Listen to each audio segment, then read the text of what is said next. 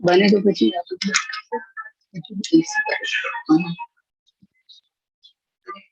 અંદર તો ચાલશે.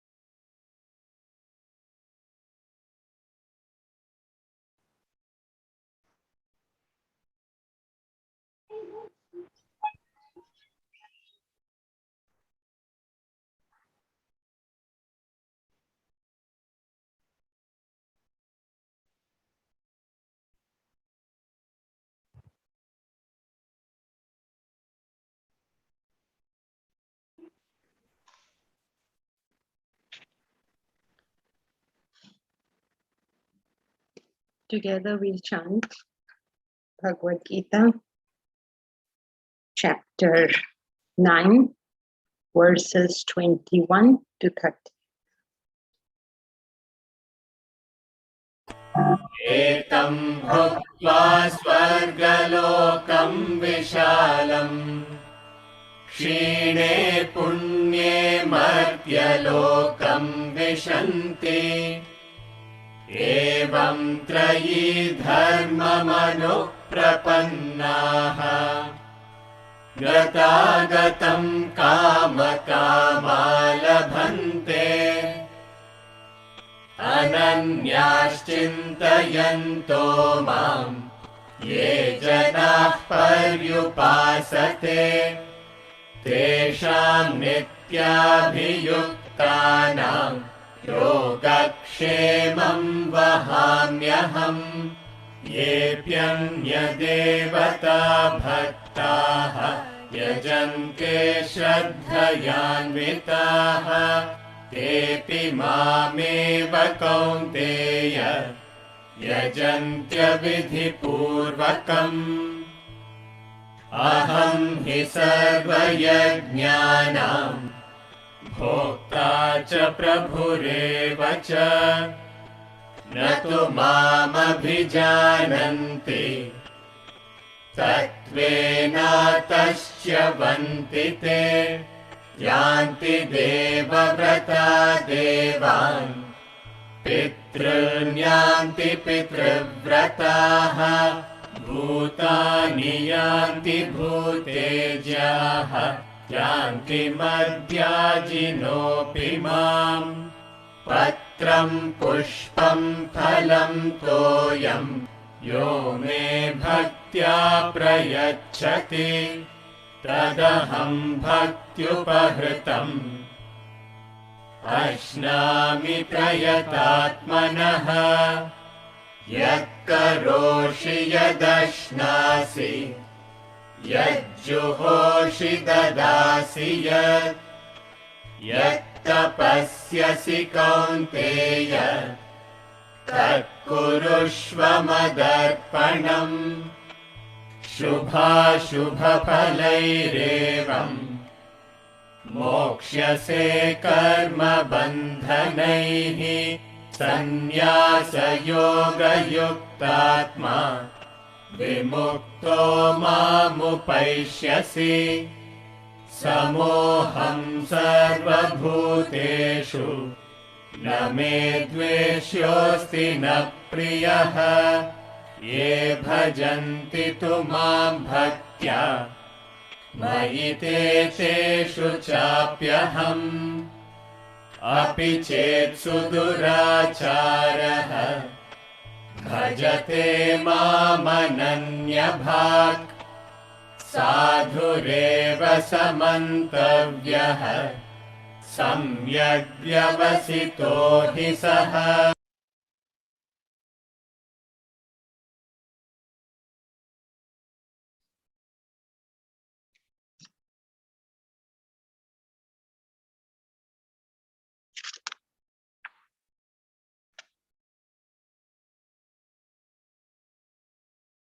We studied last time how even by giving a fruit, a leaf, a fruit, a flower, water, we can satisfy the Lord. Satisfy the Lord meaning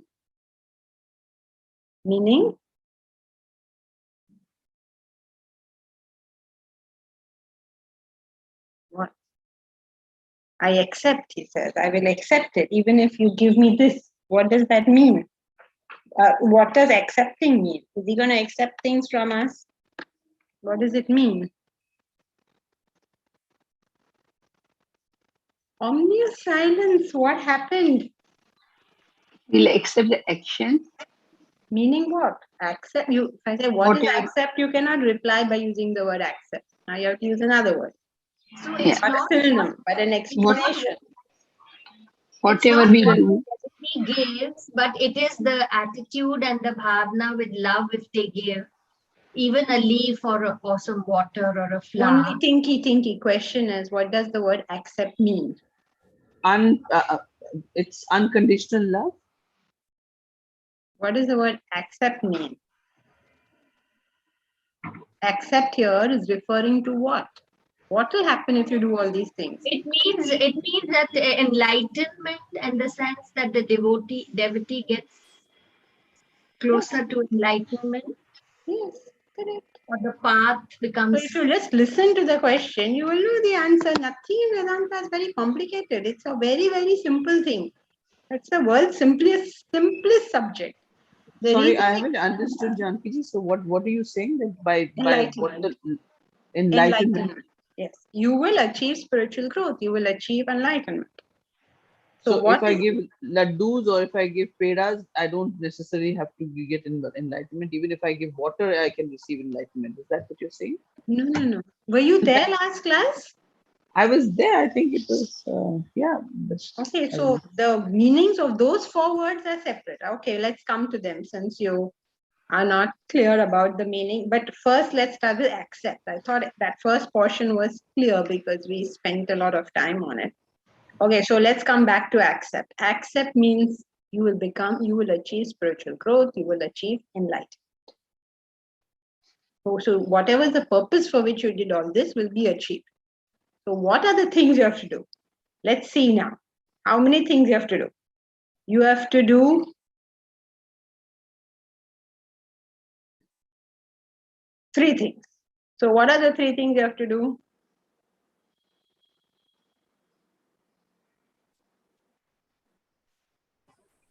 Action, efforts, devotion. Effort, devotion, and third one? Or the first one?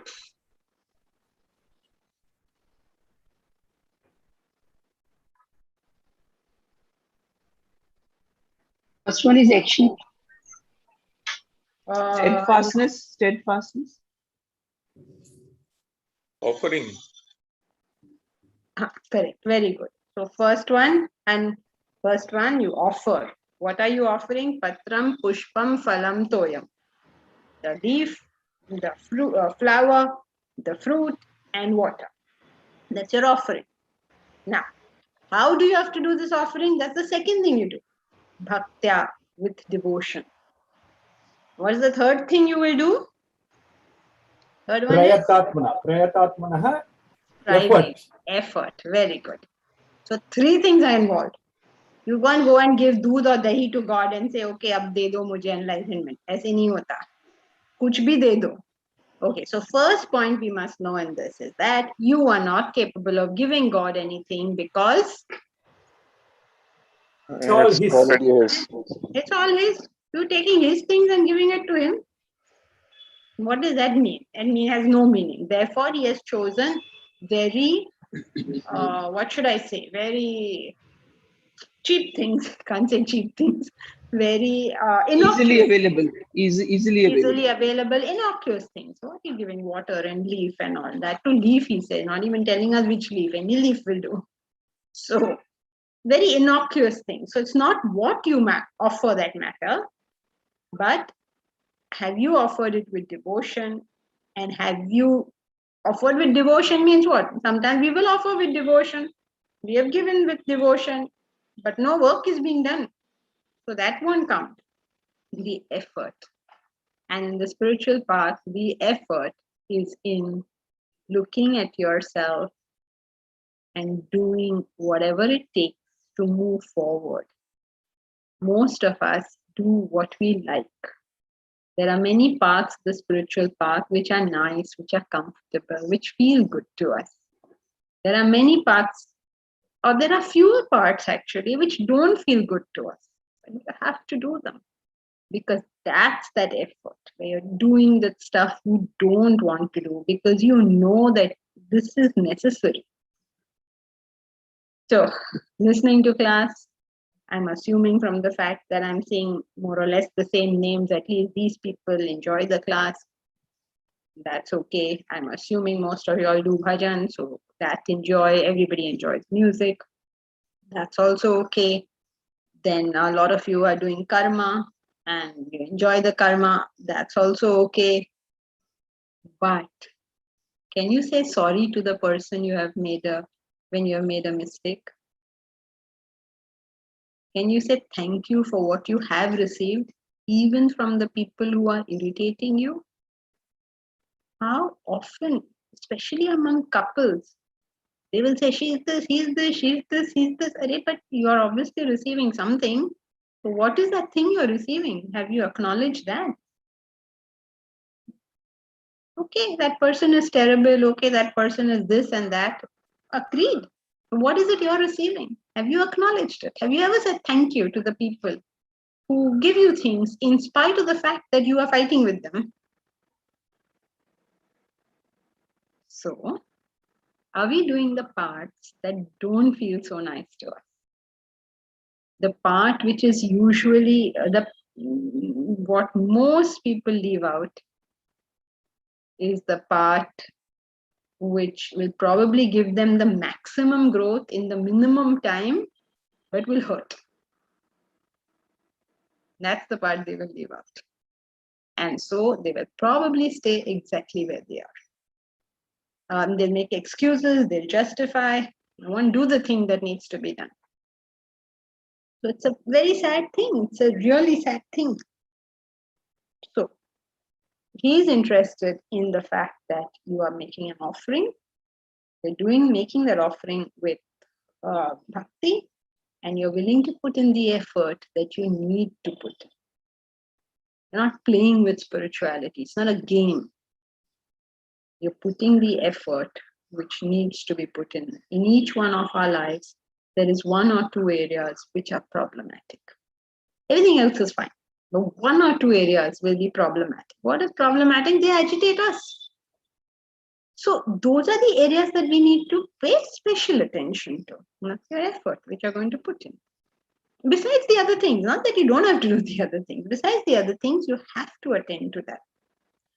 So now let's come back to Patram, Pushpam, Phalam, Toyam. So one way to look at it is these are insignificant or innocuous things. So what is he trying to tell us? It is not what you do, but how you do it that matters. Whether you're a peon in an organization or a managing director in the organization is not important. What is important is what is the attitude you bring to your role, whatever your role is. Is it an attitude of devotion and effort? then you will attain realization. You don't have to worry about the managing director or the peon. You will attain your spiritual growth. Don't worry about it.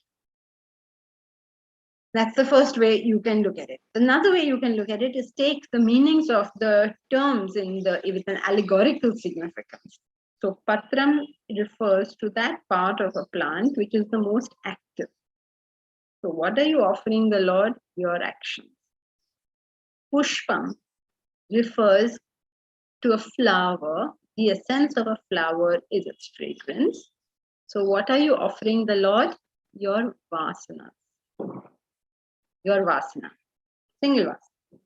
How was this vasana created is indicated by the very ritual with which we offer flowers. How do you offer a flower? First you pick up the flower and then you offer it to the Lord. That's what you do. That's how everybody offers flowers. So why do you do that? Because it's symbolizing what is going on in the personality. The 5 fingers represent the 5 senses. When these 5 senses point towards the world, you pick up a flower. Pick it up. But when you take it to the Lord, you drop it. So what is he saying? You're giving up your vasana. Why does a flower represent a vasana? Because the word vas means fragrance. It is the root for fragrance. And the essence of a flower is fragrance. So that is why there's an easy association of ideas between a flower and vasana. Then what is the third thing you offer? Phalam, fruit. So what does a fruit represent? It represents the total, the entire. Whatever is the result of your actions means your total vasanas. Means your total situation, everything. Your total vasanas. So fruit represents total vasanas. Flower represented the one vasana you're going to pick up and give. Fruit represents the total vasanas. And toyam, water. Water represents your form. It's the last thing you will give up before realization is the form itself. All throughout, you're associated with this form. And at the last point, you will give that up as well. So once you give up the form, then infinite into infinite. So why does water represent form? Because anything dehydrated loses its form. When you hydrate it, you'll get a form again. Powder has no form, right? So when you dehydrate it, the form goes away. So water represents form. So whosoever, yaha. This is another important word which is throughout the Bhagavad Gita. He says, whoever does this, it doesn't ask you any questions about your background. Whether you're a Valmiki or a Sudama, you will get it. Whatever community, whatever caste, whatever religion, whatever nationality, are you a brown man or a white man or a black man? He's not asking. He's not asking you, are you spiritually grown? Are you not spiritually grown? He's not asking you anything. He's saying, do this much. And your growth is guaranteed. So, yaha. Yaha means whoever. That tells us that these are laws pertaining to human life. And if you do X, then Y will happen. Whoever does it. It's like saying, if whoever puts his hand in the fire, that fire will burn the hand. It's like that. So Yaha represents that. And that, if you do all of this, then I will accept. I will eat. Ashnani literally means eat. So now obviously not going to eat patram and pushpam, right? So obviously eat means something else. What does eat mean? What do you do when you eat? You take it in, it becomes you.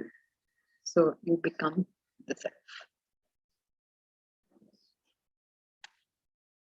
Now, he's already told us what to do, but he's going to, in the 27th verse, give us a direct suggestion. He doesn't do it very often, but here he's giving us a direct suggestion. First, he's only told us the law. Whoever does this, this will happen. Now he's giving us a direct suggestion. Do it. Okay. So verse 27.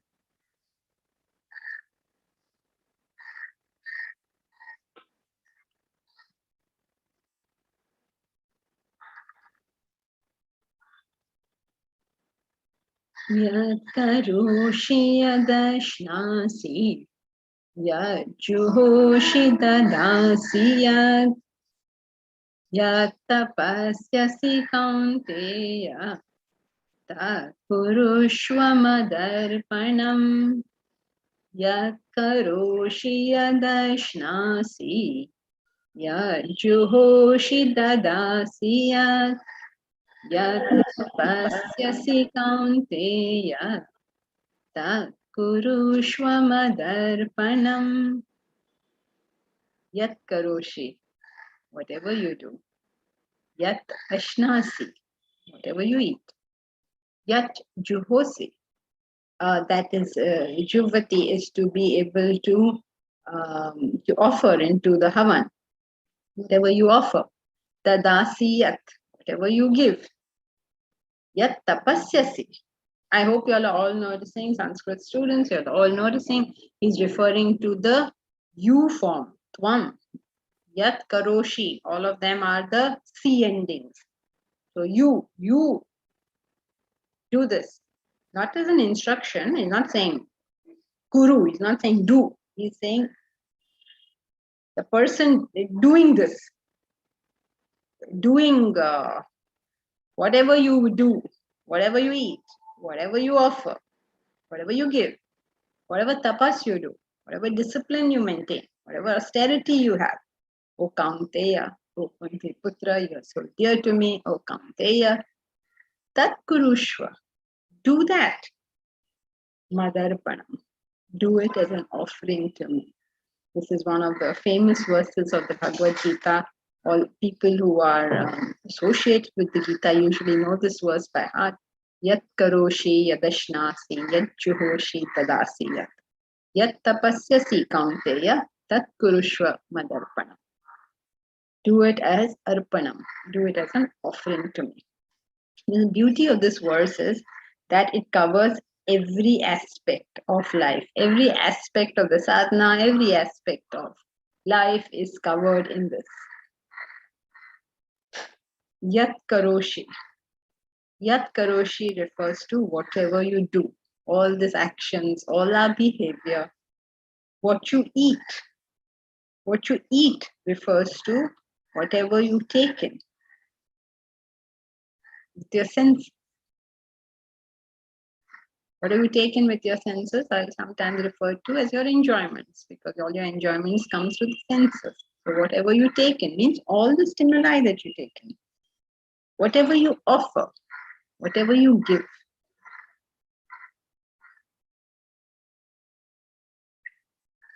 Whatever discipline you may maintain in your life. So basically it just covers every aspect of life. In other words, at all times, in every way. That's what he means. At all times, in every way. What are we supposed to do? Do whatever in the world you're doing. That's not important. What is important is mat arpanam. Do it as an offering to me. So you see how he so beautifully in one verse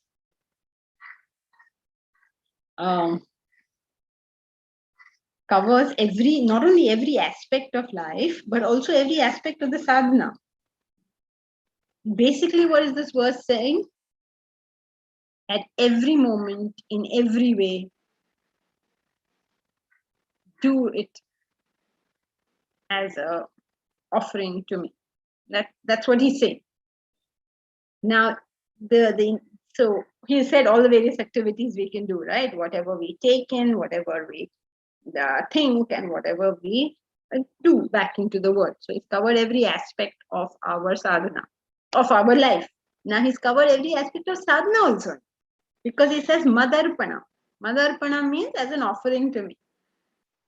Now this is very interesting, because what is that even supposed to mean? And that is, classical text. The great things about the classical text is that they can talk to everybody their language. When we are dealing with a classical text, it survives for so long because it doesn't only talk to somebody in particular. It can talk to everybody. So imagine if a karma yogi reads this, says, so whatever I do, I must do it as an offering to him. So when I say I'm doing it as an offering to him as part of karma yoga, then what will he understand? I will do it for my higher vision. I will do it for my higher goal. This is how a karma yogi will look at it. The bhakta, he will read offering in a different way. He will say, okay, I will remember the Lord before I do anything. He'll read it in a completely different. What will the jnani remember? Jnani will think, I will associate with Brahman, I will associate with truth in and through everything I do. So any way you look at it, it will still hold true. And that's why this verse is one of the most popular and oft-quoted verses of the Gita. So, yat karoshi yadashnase, yat juhoshi dadasi yat tapasyasi kaunteya, tat kurushva madarpanam. Even your discipline. Many people can be disciplined in life. It's not difficult. All these people who are achievers in life, they're all disciplined people. But what is the point of that discipline? Is it as an offering to the Lord? Is it for a higher vision? Is it for darshan of the Lord? Is it for realization of the truth? What is it for? And once you're able to establish in your own mind what it is really for, you're on the spiritual path. Why are you even doing it? Why did you get married? Why did you have children? Why are you running a business? Why are you taking care of your house? Why are you going to work? In your mind, what is that one umbrella? What is that one thing for which all this is being done? And as long as we can stay focused on that thing, you're good for life. All the ups and downs of life won't make a difference. It's not that you won't feel, it's that you will continue your path. You will find satisfaction in spite of it. Yeah. Janki, I want to ask you this. So, if somebody is doing whatever they're doing, looking after their children, their family, their responsibility, their business, and they're doing it and they get happiness out of it.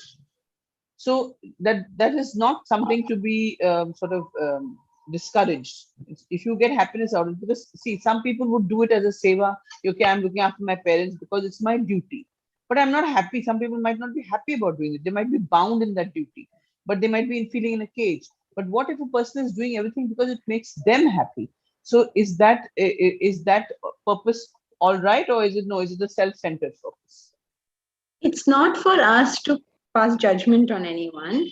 However, we must appreciate what is happening over here. Okay, I am taking care of my husband, and I'm very, very happy to do so. Let us say, okay, he's a wonderful husband, and I'm very happy to take care of him.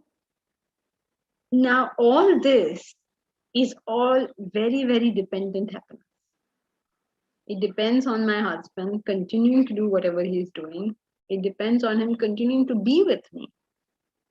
I mean, suppose his job takes him to Africa and I can't go for whatever reason. I'm going to be miserable. So all this happiness that we all claim is all dependent on factors which are beyond our control. If you have that happiness, great, enjoy it. Have fun while it lasts. But please know that your whole life cannot last in that. There is no happiness that you have now, which is going to be with you forever. Which should make this happiness more precious, because I don't know how long it is there. But I cannot rely on it. When the electricity is there, enjoy the AC. But know that electricity is not something over which I have control. It can go anytime. But no, I put a generator. Sure, please put a generator. No problem putting a generator. But your petrol will run out. So the Yeah. realization of the impermanence is what is the It's not impermanence. so much realization of that is for knowledge. I'm not saying do that. I'm saying your question was, is there anything incorrect in that happiness, or is that selfish, or whatever it is? I mean, we are not passing judgment. We're just making a statement of fact that your life cannot be that entire thing. If it's there, great, have fun. Your life cannot be that whole thing, because those people who have enjoyed something and lost it, they want to kill themselves afterwards. I mean, those who didn't get it also want to kill themselves. Those who got it and lost it also want to kill themselves. Ab pagal log hai kya? Sab everybody wants to go commit suicide. Why don't we understand this is life? Pain is very much an inherent part of life. Because how can it not be? A simple reason should tell you that pain has to be inherent in life. How is pain generated? When my desires are interrupted, is it possible that all my desires will be fulfilled? No. Is it necessary that most of my desires will be fulfilled? No. So there is no way I can control these things. So it deems me well to know that there is a better way of doing this. It's not that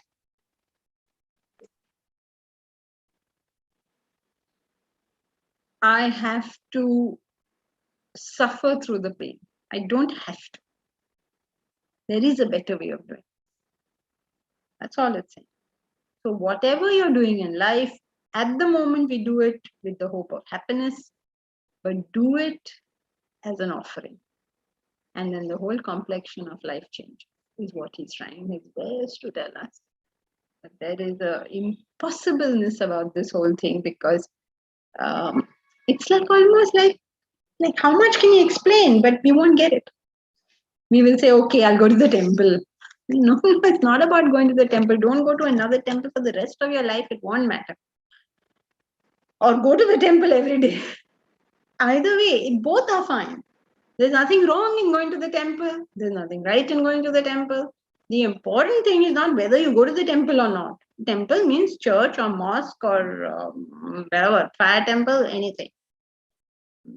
The point is not that. The point is, what are you doing it all for? This is an answer that we have to ourselves give ourselves. If you wish to be a philosopher, if you wish to have a life worth living, please know the answer to this question. What are you doing it for? He has told us, Madarpanam. Do it as an offering to me. It's a beautifully ambiguous thing, because each one will understand that me in different ways. The Bhakta will worship the form of the Lord. The Jnani will worship the truth, the reality. In other words, whatever you do in life, don't lose focus of the reality, of the facts of life. Why are you losing focus of the facts? So does that mean we shouldn't enjoy? Of course not. Please enjoy. Enjoyment is a good thing. Have fun. Enjoy your life. In fact, you're doing all this so that you can maintain your enjoyment. So, I mean, not for maintaining your enjoyment. The only way your enjoyments will be maintained is if you do that. So, as we keep doing it right, you get the result. You have to find out what you're doing it for. It's so critical. It's so critical because it's very easy for us to hide our motives. Even when we claim to be helping someone, we really have to know what we're doing it for. You know, in the Shastras, in the Puranas, they show these Rakshasas. Rakshasas represent desires. So what is one quality of the desires of these Rakshasas is they are shapeshifters. They can change their form. Not only Indian Puranas, around you'll see all these negative people, you know, where they'll show there's the good and the bad. And what is the bad got? Their capability of shape shifting. Means taking different forms. One day they'll look like this, one day they'll look like that. So what does it mean philosophically? It means that these hidden motives come in different forms. We believe we're doing it for God. We believe we're doing it for people. We do believe we're doing it for vision. But actually, there are some hidden things going on. Okay. Now, it's not about not being hypocritical to the world. It's not about that. You can be hypocritical to the world if you like.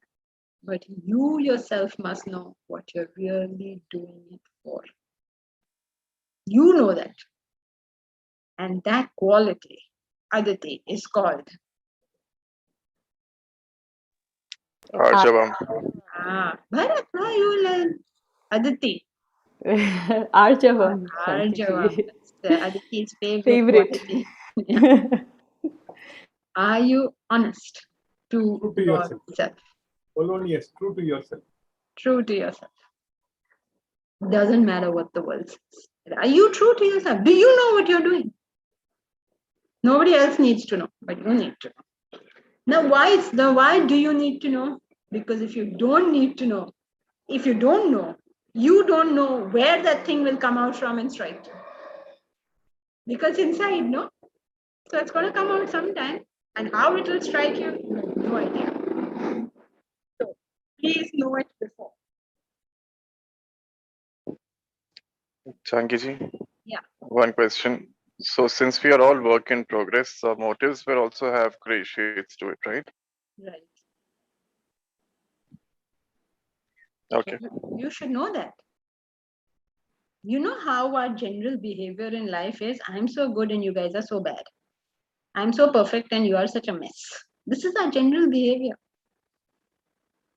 You know, every wife who advises her husband what to do, every husband who advises his wife what to do, every parent who advises their child what to do, every child who advises their parent what to do, are they not saying, I know it and you don't? And isn't that a hidden motive here? If you are a genuinely philosophical person, why do you want anybody to be something other than what they are?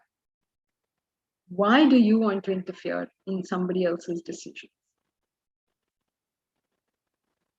It is so difficult, you know. If you don't have that problem, it is so obvious. But if you do have that problem, your immediate response will be, but their behavior causes me pain. No, that doesn't. Their behavior doesn't cause you pain. Who told you their behavior causes you pain? You personalizing their behavior causes you pain. Nobody's behavior can cause us any pain. Not possible. So if you feel, no, I cannot accept that, it's gonna hurt me, then please know that you have that problem. You're interfering in other people's lives. Can you genuinely and truly just let everybody do whatever they think is right? No judgment. So Bharat, though we are all a work in progress, correct? We don't accept that other people are a work in progress. We are very charitable. Oh, I'm a work in progress. Naturally, I'm not perfect. But what about others? They are also a work in progress and they are also not perfect. So please remember, we are a work in progress and so is everybody else. And what we can do is just support one another. Better that we support one another rather than saying, oh, that's wrong with you. I am so much better at that.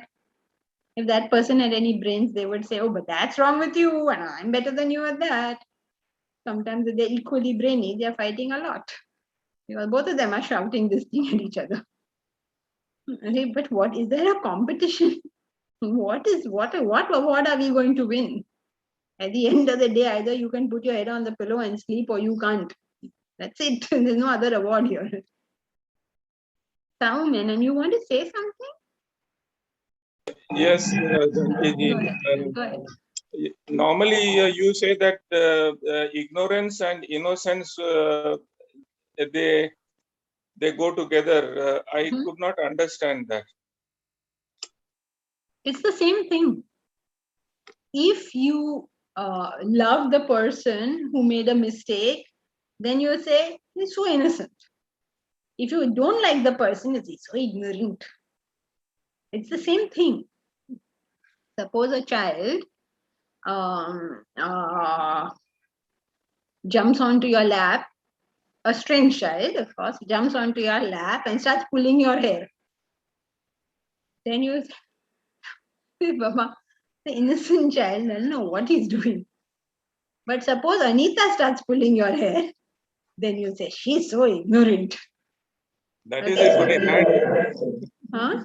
That is if I had hair. Well, you do enough for them to pull at least. So, the same thing done by a child is so innocent, it's so sweet. Done by an adult, then we are also, is this any way to behave? How ignorant can you be? So it's actually the same thing. All innocence, ignorance, it's all the same thing. It's just your vision of that thing. Child innocent. We also associate selfishness with ignorance. Yes, of course. But that selfishness appears as innocence to you. When the child is, children are extremely selfish. Okay, if you have come home from work, okay, when your daughter was young and you came home from work, did she ask you, how was your day? She came running to you and said, you know what mommy did to me? And then she said this and then she did that. But did you say, how selfish can you be? Don't you see, I have a life too. Did you ever talk like that? You said, oh, beta, what did mommy do? Come on, let us go and shout at her. You did not call it selfishness because of your growth. But then what happens with adults is growth is the same. So then now we no longer say innocence, we say ignorance, selfishness. You're deriding, your intellect doesn't work. We say all these things. If your intellect doesn't work, but if mine works, I won't talk like this. Thank you.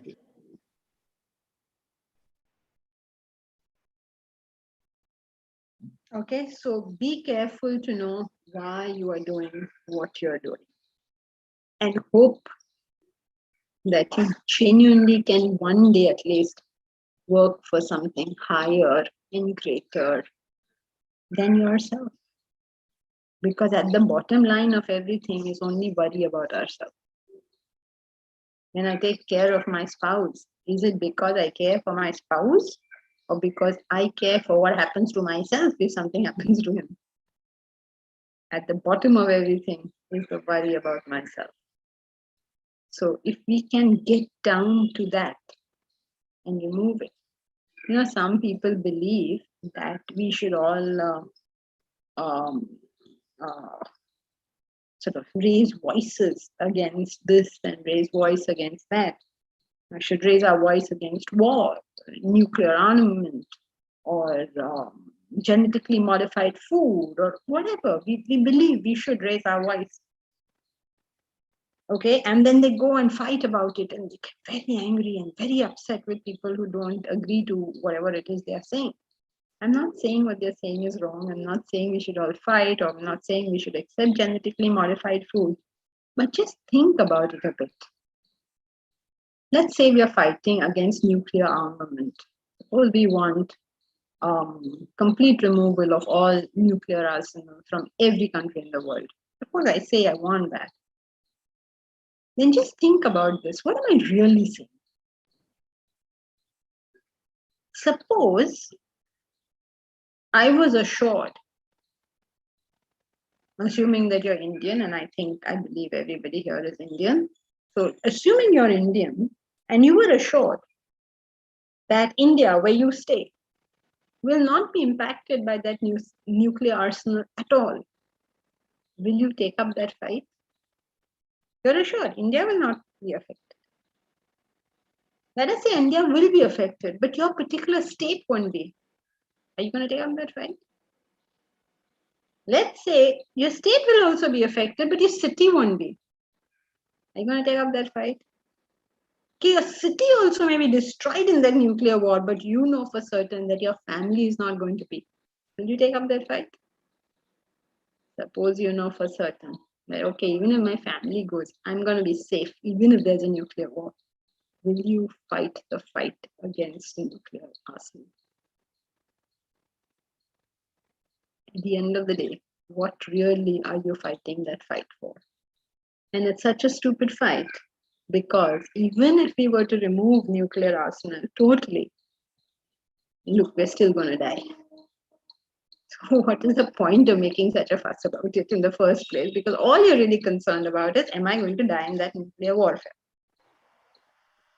You may be. I'm not saying you are. I'm saying if you keep questioning yourself, you will find out whether you are. At the end of the day, what is this for? Yeah, Kanika. So, Janki, you just said that it's such a stupid fight because ultimately we are all going to die. So we all know that ultimately we're all going to die. So whatever we fight for, with the activists and social workers, and I'm one of a social worker and activist too. So you are saying that it's fruitless or useless to fight these things because they are fighting for others? No, Because no, ultimately everybody's going to die. No, I'm saying the thing is we're not fighting for others. Remember the point we're doing. We're doing how our desires come to us disguised. The Rakshasas are changing form. You believe you're doing something for the ideal, but are you really doing it for the ideal? So according to what you're saying is that everybody, like, for example, I work in the field of education for underprivileged children, and my NGO works with more than 4,000 children. So are you saying that I'm actually doing this? I don't realize it, but I'm doing it for myself. Yes, of course, I get satisfaction, but I get satisfaction when I see a child reading. So, No, I'm not saying what you're doing. I'm saying you should know what you're doing. Okay, got it. It's A not little slow, I anybody's think. business. Yeah, what you're doing for is not anybody's business. It's your business alone. Because the quality of your life is going to be based on what are you doing it for. So you must know, each one of us, you must know, I must know, Aditi must know, Pinky must know, Usha must know, Manoj must know. Each one of us has to know for ourselves. What is the real reason I'm doing this? Because your desires and my desires and everybody's desires are shapeshifters. They will change their form. They will convince you they are doing something noble when you're not. So be cautious. Be very, very cautious. Okay, so this verse is clear. What is the verse saying? It's a direct suggestion to us that whatever you choose to do in this world, do it with the goal in mind. Don't allow that to move. No, okay, that's what it's saying. So in implication, let us be honest about it so that we are on the right track. We can tell ourselves, I'm doing this for God, when actually God is very far away from all this thing. Actually, many people go to the temple. If I ask you, what did you go to Siddhivinayak for? Kanika, where are you? Where do you stay?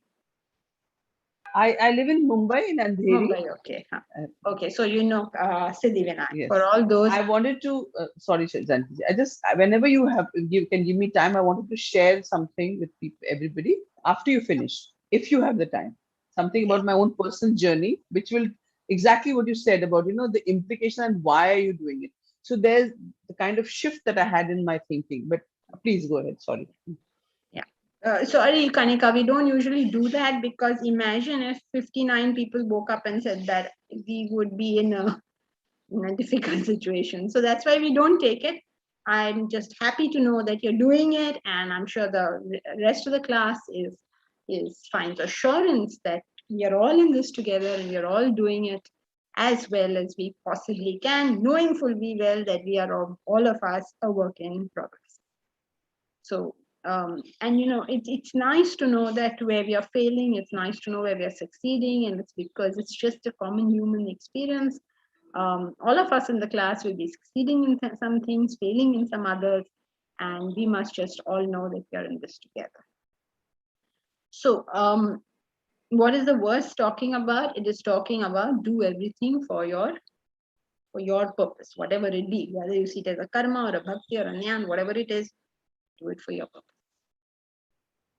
And by implication, we must be honest about what really is our purpose. Because if we feel that, okay, if I ask, why did you go to Siddhivinayak? Then you will say, I went there to pray to Ganesha. I love Ganesha. He's my favorite. Okay, so why do you love Ganesha? Why is he your favorite? Oh, you don't know. That time I was going down the expressway and then my car, suddenly, another car came in front and we met with a terrible accident. And in that last moment, just before I was going to hit, I said, oh, Ganesha, save me. And then imagine, miraculously, nothing happened to us. See, that is Ganesha. That is Sai Baba. That is this and that is that. You mean that if something had happened to you in that accident, then he would not be Sai Baba, he would not be Ganesha, he would not be Ram, Krishna, Allah, whoever on earth you prayed to? That means that when I claim my love for Ganesha, basically I'm saying, as long as you protect me, you're my friend. This is called hidden motives.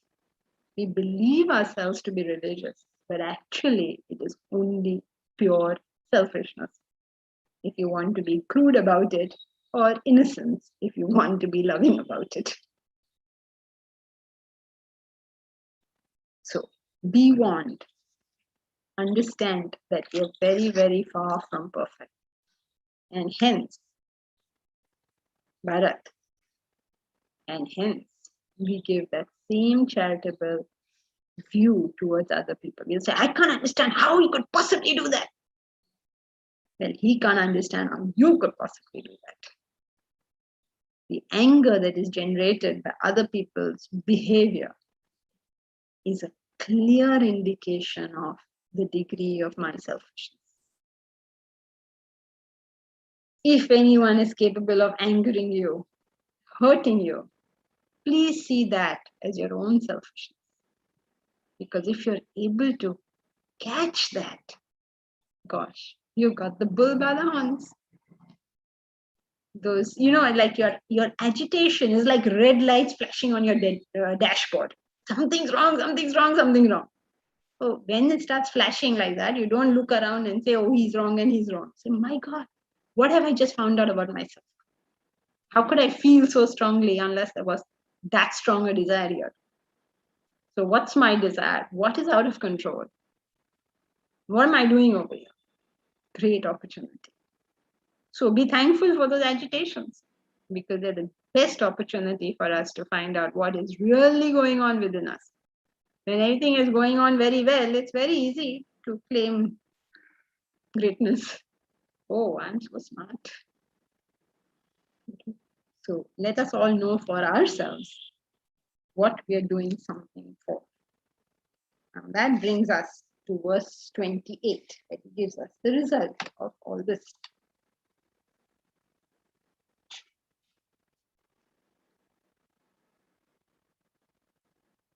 Shubha Shubha Falairevam Mokshase Karma Bandhanaihi Sannyasa Yoga Yuktatma Vimukto Mamupaishyasi. Shubha Shubha Falairevam Mokshase Karma Bandhanaihi Sannyasa Yoga Yuktatma Vimukta Paishyasi. So you of course understood that if you manage to purify yourself, you will reach Brahman. That much I'm sure you all have understood. So he's explaining it. As you know, Arjuna is not a very smart fellow. So he explains in quite a lot of detail to him. Not even after all this explanation, Arjuna doesn't get it, just as we don't get it. But anyway, he gives a detailed explanation. If you understood what he said, do this, and then you will realize the self. That's basically what he said, right? And so he's just explaining. Shubha, Shubha, Falai Reva. Shubha, Shubha, Shubha, Ashubha, Falaihi. Karma bandhanaihi. Eva mokshase. Mokshase, you will be freed. Evam, in this manner. What are you going to be freed from? Shubha, Shubha, Ashubha, Falaihi, Karma bandhanaihi. With the good and bad fruits of the bondages of action.